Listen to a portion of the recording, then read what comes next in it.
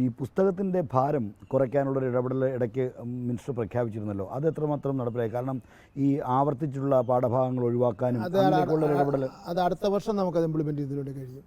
എന്ന് മാത്രമല്ല പിന്നെ കുട്ടികളുടെ വായന പിന്നെ കുറഞ്ഞു വരികയാണ്. പിന്നെ അതുകൊണ്ട് തന്നെ ഈ സ്ക്രീനിൻ്റെ ചെറിയ സ്ക്രീനിൻ്റെ ഉപയോഗം ഉണ്ടല്ലോ, നമ്മുടെ മൊബൈലിൻ്റെ ഉപയോഗം, ഡിജിറ്റൽ സ്ക്രീനാണ്. അതെ, ഡിജിറ്റൽ സ്ക്രീനിൻ്റെ ഉപയോഗത്തെ സംബന്ധിച്ചിടത്തോളം പഠിക്കുന്നതിന് വേണ്ടി ഒരു കമ്മീഷനെ നിയമിച്ചിട്ടുണ്ട്.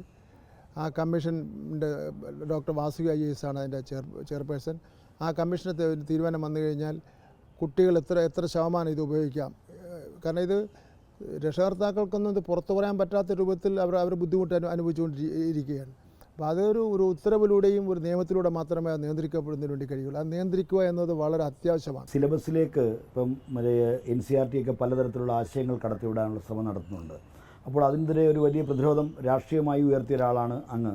അപ്പോൾ ഈ ഇപ്പോൾ PMC പോലുള്ള പദ്ധതികൾ വന്നു. അപ്പോൾ അതിനെയൊക്കെ അത്തരം രാഷ്ട്രീയമായിട്ടുള്ള ഒരു ചെറുത്തുനിൽപ്പിൻ്റെ അനുഭവം എങ്ങനെയായിരുന്നു?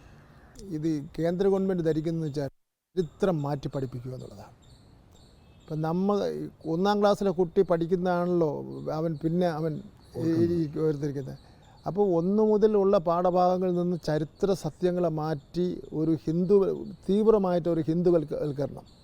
അപ്പോൾ അതുകൊണ്ട് മഹാത്മാഗാന്ധിയുടെ അസാസിനേഷൻ, അതുപോലെ തന്നെ ഗുജറാത്ത് കലാപം, ഇത്തരം കാര്യങ്ങളെ സംബന്ധിച്ചുള്ള കാര്യങ്ങളെല്ലാം പാഠപുസ്തകത്തിൽ നിന്ന് അവരുടെ കേന്ദ്ര ഗവൺമെൻറ്റിൻ്റെ NCERTയുടെ അധികാരം ഉപയോഗിച്ച് മാറ്റുകയാണ്. മാറ്റിയ അവസരത്തിൽ ആ മാറ്റിയ പാഠപുസ്തകങ്ങൾ ഉൾപ്പെടുത്തിക്കൊണ്ട് ഒരു പുതിയ പാഠപുസ്തകം ഇറക്കിയ ഇന്ത്യയിലെ ഏക സംസ്ഥാനം കേരളമാണ്. PMCയിൽ ഒപ്പിട്ടതിൽ ചില ആശയക്കുഴപ്പങ്ങളുണ്ടായിരുന്നു. അത് ആശയക്കുഴപ്പങ്ങൾ ഞങ്ങൾ മുന്നണിക്കകത്ത് ചർച്ച ചെയ്ത് തീരുക. അവസാനമായിട്ട് ഇപ്പോൾ ഈ എല്ലാവരും ഇപ്പം വിളിക്കുന്നതും കുട്ടികളുടെ മന്ത്രി അപ്പൂപ്പനാണ്. വ്യക്തിപരമായൊരു മന്ത്രി അപ്പൂപ്പനാവാനിരിക്കുന്നേ ഉള്ളൂ. പക്ഷേ എന്നാലൊരു മന്ത്രി അപ്പൂപ്പനായിട്ടുള്ള ഒരു 5 വർഷക്കാലം എങ്ങനെയാണ്? നല്ല രസമായിരുന്നു. കുട്ടികളോട് ഭയങ്കര സ്നേഹവും, കുട്ടികളോട് ഏത് സ്കൂളിൽ ചെന്നാലും കുട്ടികൾക്ക് ഫോട്ടോ എടുക്കാനുള്ള സംഗതി, റോഡേ പോകുമ്പോൾ കുട്ടികൾ കൈകാണിക്കുകയും, അതിനപ്പുറം ഒരു എന്താ പറയുക, ഒരു കുട്ടിയുടെ പ്രതിച്ഛായ മാറി അല്ലേ? പ്രതിച്ഛായ മാറിയെന്നില്ല, ഒരു നമ്മുടെ ഈ ആരെക്കാൾ കുട്ടികളോടുള്ള സ്നേഹമല്ലോ നമുക്ക് എല്ലാവർക്കും ഉള്ളത്. നമ്മുടെ എല്ലാവരുടെയും സ്വത്തെന്ന് പറഞ്ഞാൽ കുട്ടികളല്ലേ.